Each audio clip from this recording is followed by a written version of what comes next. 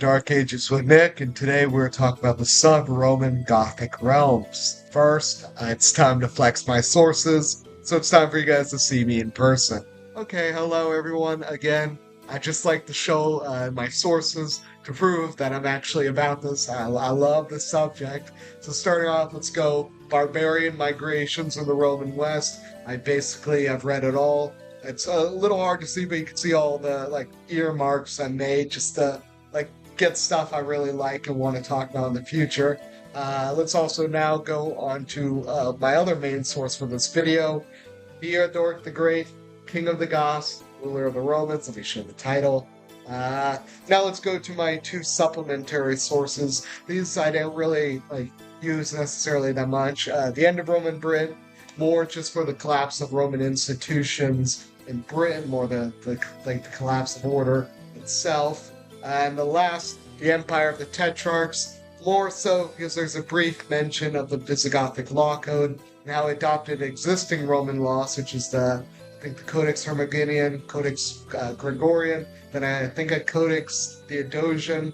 I'm not sure about the last one, but yeah, I read my books. I know about this. I love this subject. When discussing Goths of the Roman Empire and later the Gothic realms that established themselves in Italy and in Spain, it's important to remember that in 376, the Goths crossed the Danube as refugees fleeing the Hunnic onslaught. But within 117 years, they emerged as kings in Spain and Italy, respectively.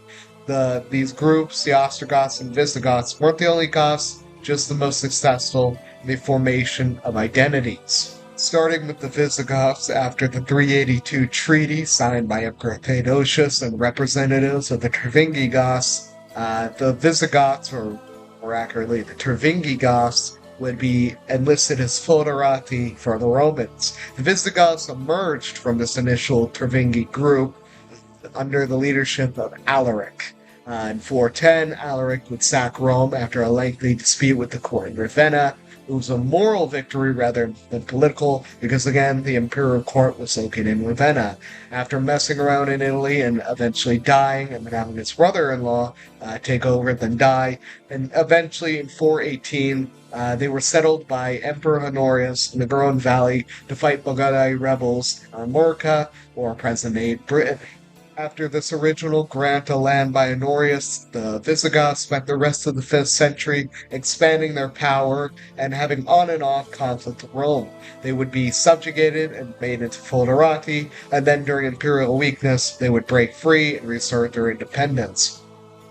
Their power really grew once they were able to take over Spain after being invited to combat the rebels and Bulgari there, and also fight against the Alans and Vandals who had migrated there after the Rhine crossing in 406. As for the Ostrogoths, they sort of had a different story than the Visigoths, who are known also as the Baltic Goths.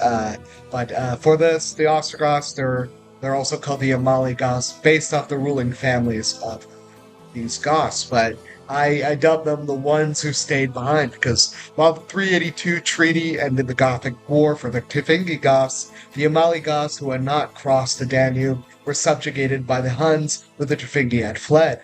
Eventually, by 451, with the Battle of the Catalonian Plains, these distant cousins reunited, with the Ostrogoths fighting with the Huns against the Romans, Visigoths, Franks, and Alans. However, after the collapse of the Hunnic Empire, after the Battle of Moscow ended the last Hunnic king's rule, they were settled by Eastern Emperor Marcian and Pannonia, by then a devastated and deserted province. However, after the fall of Rome to the revolting Germanic commander Odoacer and the deposition of the last emperor to sit in Ravenna, not counting Julius Nepos, Romulus Augustus, eventually Theodoric the Great would be asked by Emperor in the East, Zeno, to invade Italy and get rid of Odoacer. So that's what I mentioned earlier. At 493 was Theodoric the Great's victory over Odoacer after massacring him and his son in Ravenna under pretenses of a truce.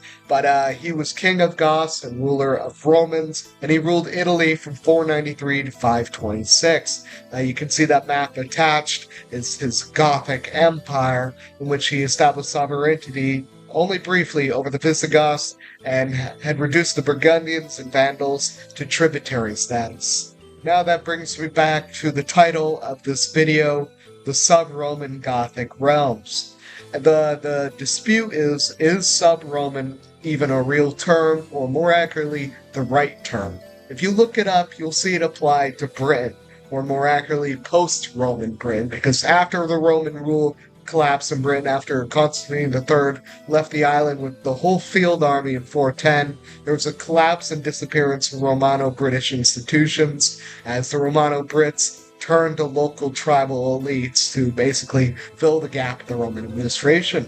However, for the Gothic kingdoms, there's a maintenance and adaptation of Roman law and institutions. So not really a collapse. There wasn't even a collapse at all. It was more like an adaptation. And the Goths, when they took over, ruled as kings of their people first, but then also respected the Romans as they were ruling over them. They weren't kings of the Romans.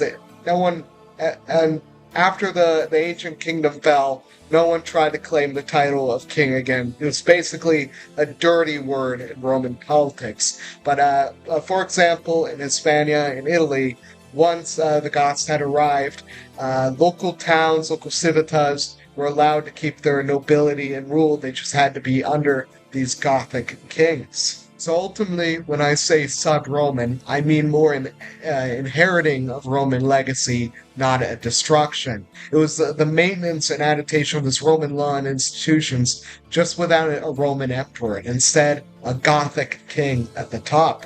For example, in Italy, the Roman Senate was still very much around and actively encouraged under both Odoacer and Theodoric.